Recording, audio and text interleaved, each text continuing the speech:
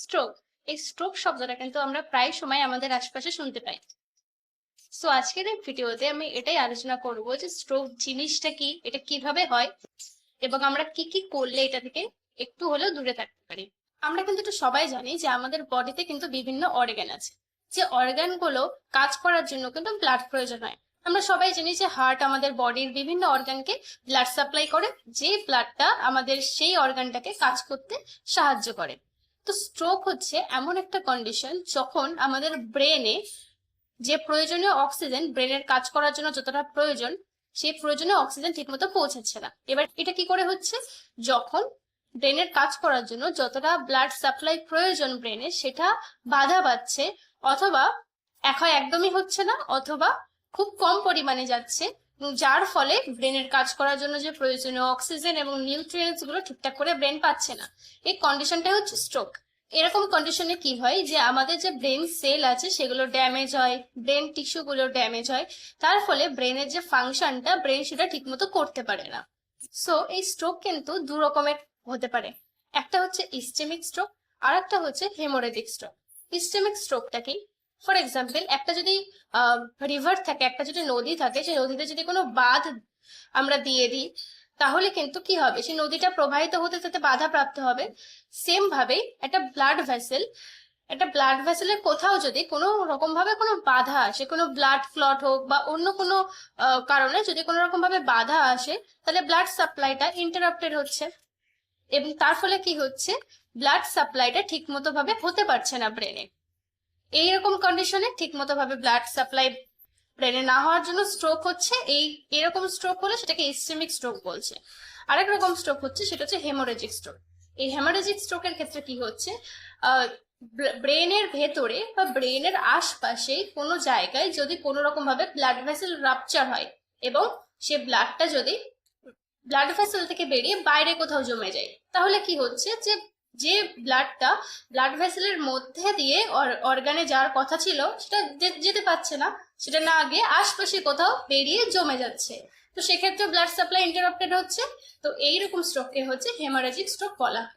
এবার আসি যে এই স্ট্রোকটা কেন হচ্ছে। তো এই স্ট্রোকের কজেস কিন্তু দু রকম ভাবে হতে পারে। একটা হচ্ছে হেমারেজিক স্ট্রোকের কজেস, আর একটা হচ্ছে ইসচেমিক স্ট্রোকের কজেস।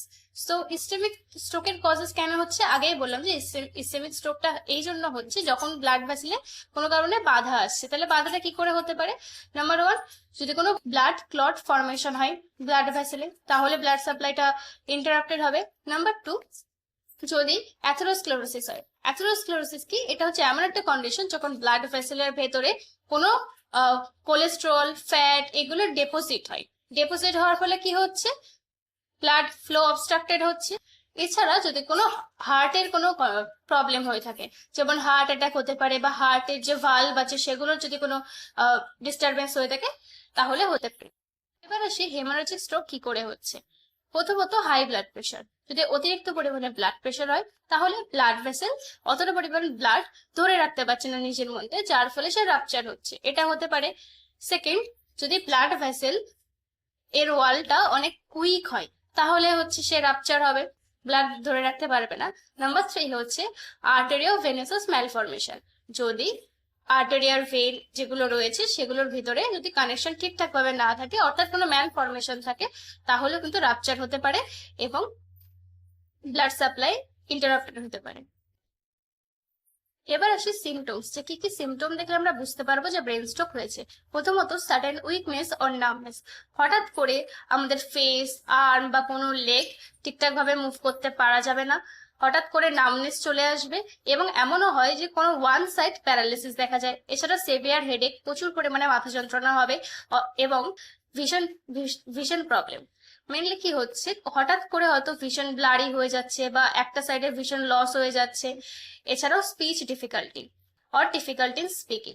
কথা বলতে প্রবলেম হবে, কথা জড়িয়ে জড়িয়ে যাবে, স্পিচ তৈরি করতে প্রবলেম হবে, অ্যান্ড আন্ডারস্ট্যান্ডিং ডিফিকাল্টি। মেনলি কোনো কিছু বুঝতে পারবে না, কনফিউশন দেখা দেবে। এছাড়াও লস অফ ব্যালেন্স দেখা দেবে, মানে ঠিকঠাক করে হাঁটতে পারবে না, টলে টলে হাঁটবে। এছাড়াও খাবার খাওয়ার সময় গিলতে প্রবলেম হবে, সোয়ালিং এ প্রবলেম হবে, এই সমস্ত প্রবলেম দেখা দেয়।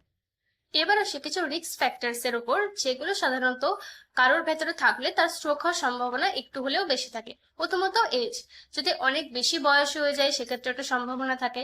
এছাড়াও ফ্যামিলি হিস্ট্রি, যদি ফ্যামিলিতে কারো স্ট্রোক আগে হয়ে থাকে সেক্ষেত্রে একটা এই হিস্ট্রিটা কাজ করে পরবর্তী জেনারেশনে। এছাড়া স্মোকিং, তো যদি অতিরিক্ত পরিমাণে স্মোকিং করে তাহলে হতে পারে, বা কারো যদি ডায়াবেটিস থেকে থাকে হতে পারে। এছাড়াও কেউ হয়তো পড়ে গেল, পড়ে গিয়ে কোনো হেড ইনজুরি হলো, সেক্ষেত্রেও হতে পারে।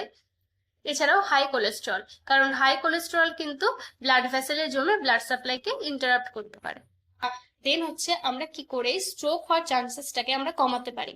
সো এখানে কোনো স্পেশাল কোনো ম্যাজিক্যাল কিছু নেই, নর্মালি একটা হেলদি ডেলি লাইফ মেনটেন করতে গেলে যেগুলো করতে হয় সেগুলো করলেই কিন্তু মেনটেন করা যেতে পারে। প্রথমত এক্সারসাইজ করতে হবে।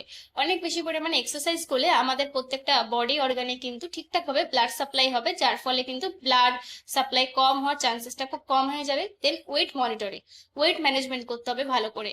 দেন হচ্ছে একটা হেলদি ডায়েট খেতে হবে। হেলদি ডায়েটে ফাস্ট ফুড অ্যাভয়েড করতে হবে, খুব ফ্যাট জাতীয় খাবার বা হাই কোলেস্ট্রল যুক্ত খাবার অ্যাভয়েড করতে হবে। ফ্রুট ভেজিটেবল বেশি করে ইনক্লুড রাখতে হবে। দেন স্ট্রেস ম্যানেজমেন্ট, আচ্ছা হাই ব্লাড প্রেশার ম্যানেজমেন্ট করতে হবে। কিছু টাইম ইন্টারভ্যাল অন্তর অন্তর তাদের কিন্তু একটা ডিউরেশন পর পর তাদের ব্লাড প্রেশারটা বারবার চেক করতে থাকতে হবে যে বেশি হয়ে যাচ্ছে কিনা। এবং সেম ডায়াবেটিস পেশেন্টদের ক্ষেত্রেও তাদের বারবার মনিটর করতে হবে যে তাদের ব্লাড সুগার ঠিকঠাক আছে কিনা। এবং স্মোকিং এবং অ্যালকোহলটা কিন্তু বন্ধ করতে হবে, এবং সারাদিনে পর্যাপ্ত পরিমাণে ঘুমোতে হবে, এবং প্রচুর পরিমাণে জল খেতে হবে, এবং নিজেকে হাইড্রেটেড রাখতে হবে। Thank you.